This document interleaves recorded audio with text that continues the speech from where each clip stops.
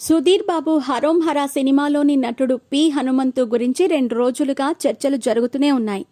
తండ్రి కూతుళ్లు రిలేషన్ మీద పిచ్చి పిచ్చిగా వాగుతూ ఓ నలుగురు రాక్షసానందం పొందుతూ వచ్చారు. ఆ వీడియోని, అందులోని వ్యక్తుల్ని సాయి ధరమ్ తేజ్ ఏకి పారేశాడు. సాయి ధరమ్ తేజ్ పోరాటంతో ప్రభుత్వం కూడా దిగొచ్చింది. వారిపై చర్యలు తీసుకుంటోంది. ఈ క్రమంలో ఇలాంటి నీచుడికి తాము సినిమాలో అవకాశం ఇచ్చినందుకు క్షమించండి అంటూ సుధీర్ బాబు తాజాగా ట్వీట్ వేశాడు. సుధీర్ బాబు హరోం హరా సినిమా ఆదివారం నుంచి బాగానే ట్రెండ్ అవుతోంది.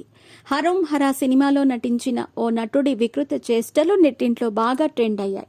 చిన్నపిల్ల అని చూడటం లేదు, తండ్రి కూతుళ్ళు రిలేషన్ అని చూడటం లేదు. సదరు వ్యక్తి అసలు మనిషి అన్న విషయాన్ని మర్చిపోయినట్టుగా కనిపిస్తోంది. పి హనుమంతు అనే వ్యక్తి మీద సోషల్ మీడియాలో 2 రోజుల నుంచి దారుణంగా చర్చలు జరుగుతున్నాయి.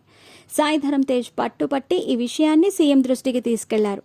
CM Revanth Reddy, deputy CM, DGP ఇలా అందరూ ఈ ఇష్యూ మీద స్పందించారు. సాయి ధరమ్ తేజ్ ముందుండి ఈ ఘటన మీద స్పందిస్తూ అందరూ రియాక్ట్ అయ్యేలా చేశాడు.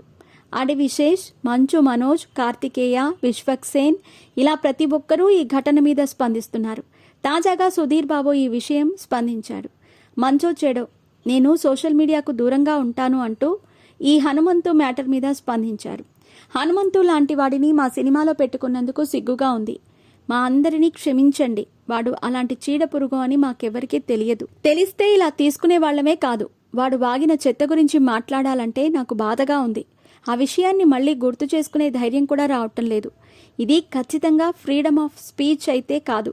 ఇలాంటి వాళ్లని వెంటనే శిక్షించాలి అంటూ సుధీర్ బాబు ట్వీట్ వేశాడు. నారా రోహిత్ కూడా ఈ ఘటన మీద స్పందించారు. దాదాపు టాలీవుడ్లోని యంగ్ హీరోలంతా కూడా ఈ విషయం మీద స్పందిస్తున్నారు. హనుమంతుని మాత్రం అంత ఈజీగా వదిలిపెట్టేలా కనిపించటం లేదు.